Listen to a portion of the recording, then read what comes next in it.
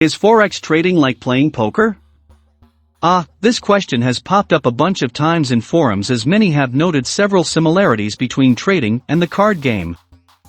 For one thing, both involve playing the odds and determining your risk based on the cards you're dealt. Hi, welcome to the channel. If you are new, please consider subscribing, so that you don't miss future videos. Remember to hit the like button just to motivate us to continue making these videos.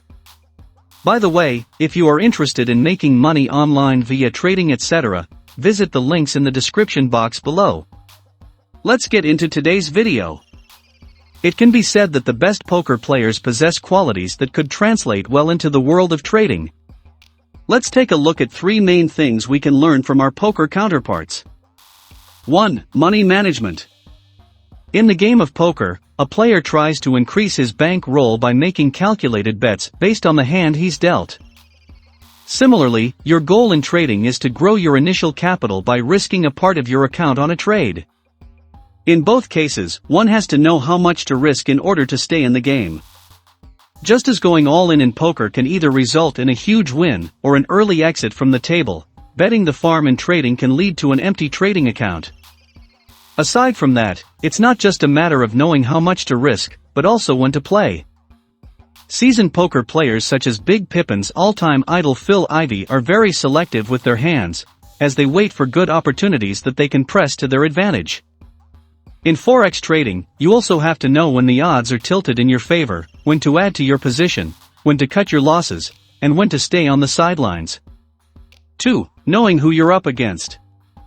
A professional poker player's strategy will depend a lot on who he's up against. For example, he will probably trade differently when he's facing amateurs than when he's playing against other pros. Familiarity with one's opponents can also give a poker player a distinct edge. Any poker player can attest that knowing your opponent's tendencies and tells can give you a big advantage in poker. For traders, it's important to know the characteristics and behaviors of the markets that we trade. Why? Because these can also give us advantages in the trading arena. Different pairs have different tendencies which should be taken into consideration, as they can determine the appropriate trading approach. For instance, pairs like Euro to Japanese yen are more volatile than pairs such as Euro to Swiss franc, and may warrant wider stops.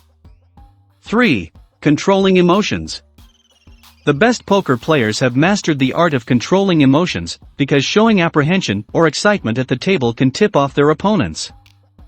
As such, they must take extra care to make sure they keep a straight face, hence, the term poker face. As traders, we must strive to do the same.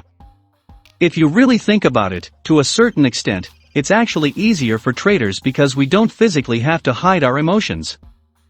We can frown at a losing trade or jump for joy for a winning trade, just as long as we don't let your emotions negatively affect our decision-making process.